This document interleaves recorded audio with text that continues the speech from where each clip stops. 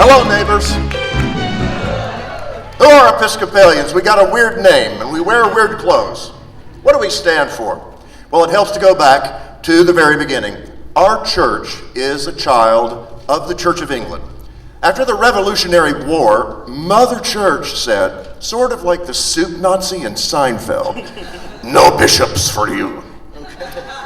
Because we would not swear loyalty to the king. That was a problem for us. No bishops means no priests, no deacons. Could have killed our church, but we kept saying no because we rejected the tyranny of kings and decided there is no king but God. And eventually, England relented. Now that choice isn't surprising. A majority of the people who signed the Declaration of Independence were Episcopalians. A majority of the people who signed our Constitution called our church home. If ever any gang of people had a chance to shape a nation according to their own theological preferences, it was that group of guys. But they knew that merging church and state would destroy both. They rebelled against the tyranny of kings 250 years ago, and we will not bend the knee to any would-be king today. That stubborn defiance is rooted in a value central to our covenant with God, a value we recite during worship several times a year, most recently last Sunday. And it comes in a question form: will you strive for justice and peace among all people and respect the dignity of every human being? Yeah. And we answer, I will, with God's help. I love it. Will you? Well, sometimes we fail to uphold that standard, but we strive to honor it. We strive to respect the dignity of every human being, and that commitment is rooted in the very first chapter of the Bible, where in Genesis, God created human beings in the image of God. Since every person, every single one is created in the image of God, they deserve respect and dignity. Whatever a person's skin color, or sexual orientation, or political or religious beliefs, they deserve respect and dignity, but that's not happening. That's not happening in our country right now. Persecuting minorities violates the dignity of every human being created in the image of God.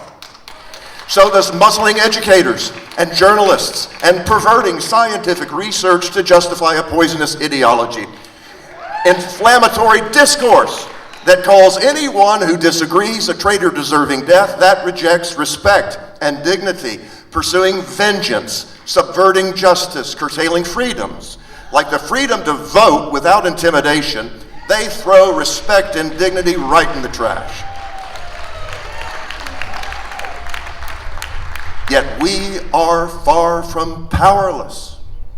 Our presence here today shows strength, a strength rooted in love, love for neighbor, love for country, and for some, perhaps many of us, a love of God. We might feel righteous anger, but we resist the seductions of hate. We protest the indignities and injustices being unleashed because we want to respect the dignity of every human being, because every human being is our neighbor. And we will call out every single lie, confident and at peace, in the hope that though the struggle may be hard, truth and justice shall prevail as long as there are people with the courage to speak it and live it out.